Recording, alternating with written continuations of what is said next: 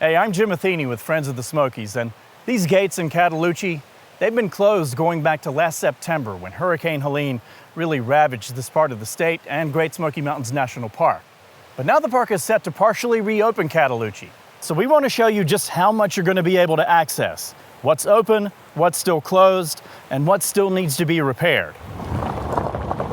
You'll be able to wind your way in on Cataloochee Entrance Road and make it all the way to Beech Grove School. And all the attractions along the way are accessible. That includes the Cataloochee Valley Overlook, the Wilmesser Barn, and the Palmer Chapel, where they hold the homecomings every summer. You can also get to the Palmer House, where you'll find exhibits on the history of Cataloochee. None of those were significantly damaged by the storm, and neither was the campground. But there's still no camping. That closure has nothing to do with Helene. It's one of several campgrounds across the park that are not scheduled to reopen yet.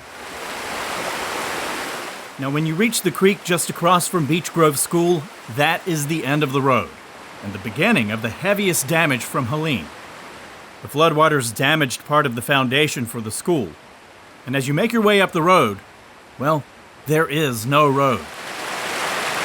The creek beside it overflowed, buried parts of it in large rocks, and pulled up culverts, so some of it remains underwater. In the meantime, crews are driving on a makeshift path just along the edge of the fields beside the old road. That's how they reached the historic Caldwell Barn. The creek caved in some of the walls, shattered boards, ripped up staircases, and it needs significant repairs. Just across the creek at Caldwell Place, it avoided the worst flooding, but still needs repairs to the roof.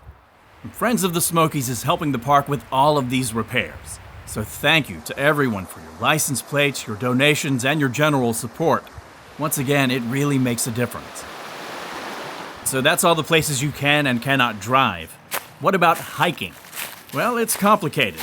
In some cases, even though you can drive to the trailhead, the bridges are washed away.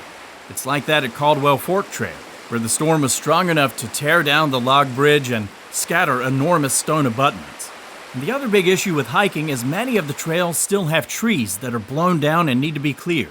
The park says it's evaluating which trails are safe enough to reopen. Be sure to check its website for the latest closures. So big picture, with this partial reopening, you can drive some places, but you can't drive everywhere. Some of the trails still need to be repaired, and the campground is closed. Even so, there's still plenty to see in the parts of Cataloochee that are partially reopening. An important first step on what is going to be a long road to recovery from a historic storm. And again, with your support, we're going to be able to help the park fund some of these repairs. So thank you so much for going above and beyond and being a friend of the Smokies.